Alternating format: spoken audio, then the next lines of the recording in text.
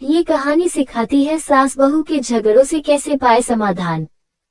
ये दुनिया बहुत अजीब है। ये प्यार लेना तो चाहती है पर बदले में प्यार देना नहीं जानती, और फिर जब रिश्तों में खटास पैदा होती है तो शुरू कर देते हैं एक दूसरे पर आरोप लगाना।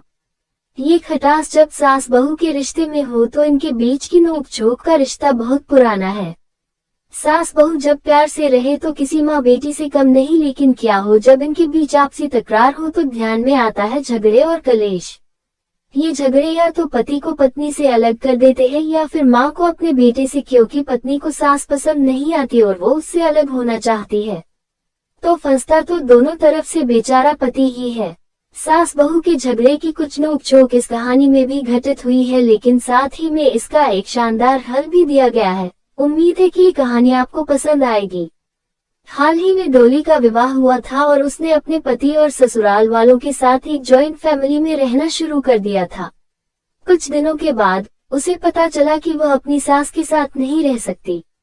डोली की सास रूढ़िवादी थी, जबकि डोली आधुनिक जीवन शैली जीने वाली लड़की थी। जल्द ही उनके बीच झगड़े होने लगे। कई महीनों के बीत जाने के बाद भी दोनों में से कोई भी अपना व्यवहार बदल नहीं पाया।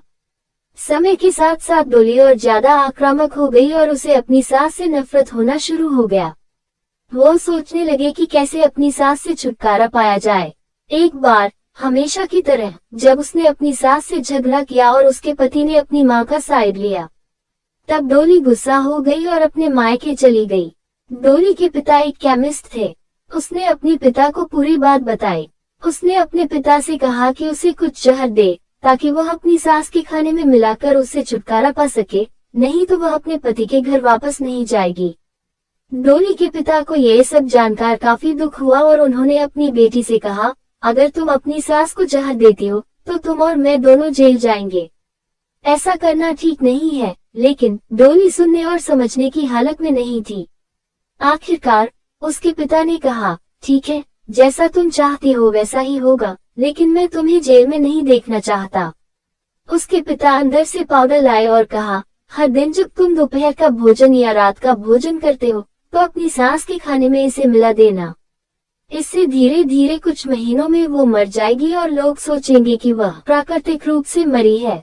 उन्होंने ये भी कहा, क्योंकि किसी को भी तुम पर शक नहीं होना चाहिए, इसलिए आज से तुम अपनी सास के साथ नहीं लड़ोगी बल्कि तुम उनकी देखभाल करोगी, भले ही वो कुछ भी कहे। तुम गुस्से से बात नहीं करोगी और हमेशा शांत रहोगी। उद्धरण चिन्ह। डोली सहमत हो गई और अपने ससुराल वापस आ गई और अपने पिता की सलाह के अनुसार उसने अपनी सास के खाने में पाउडर मिक्स करना शुरू कर दिया और बड़े ही प्यार के साथ बात करना शुरू कर दिया। समय बीतने के साथ साथ डोली की सास का नेचर भी बदलना शुरू हो गया। क्योंकि डोली अब अपनी सास की बहुत देखभाल करने लगी थी, इसलिए उसकी सास भी उसके प्रति विनम्र होने लगी और प्यार से बात करने लगी। 5 महीने बीत गए और डोली खाने में पाउडर मिक्स कर रही थी, लेकिन अब घर का वातावरण बदल गया। कोई झगड़े नहीं थे, दोनों एक दूसरे की तारीफ करते। अब ऐसा लगता था मानो दोनों का रिश्ता माँ और बेटी का रिश्ता हो। अब डोली को चिंता होने लगी कि पाउडर की वजह से उसकी सास जल्द ही मर सकती है। वह अपने पिता के घर पर गई और उनसे कहा, पिताजी, कृपया मुझे उस जहरीले पाउडर के प्रभाव को ठीक करने के लिए इलाज बताएं। मैं अपनी सास को खोना नहीं चाहती। वो मेरी माँ की तरह है और मैं उससे अब बहुत प्यार करती हूँ। उसके पिता मुस्कुराए और कहा, कौन सा जहर?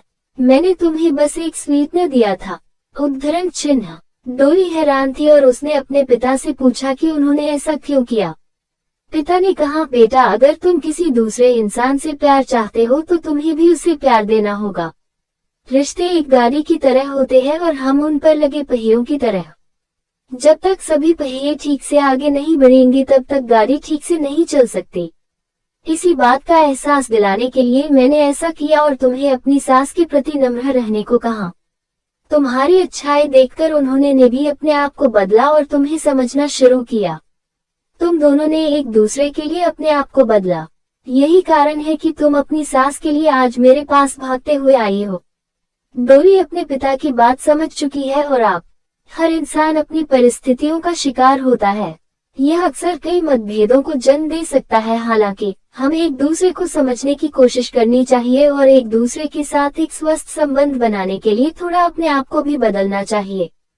और जब इस तरह के मतभेद रिश्तों के बीच उठते हैं, तो उनके प्रियजनों का कर्तव्य है कि वे उन्हें शांत रखें और सही रास्ते की ओर मार्गदर्शन करें। आपकी दोस्त और लेखिका सोनी। प्लीज लाइक, सब्सक्राइब और शेयर करें।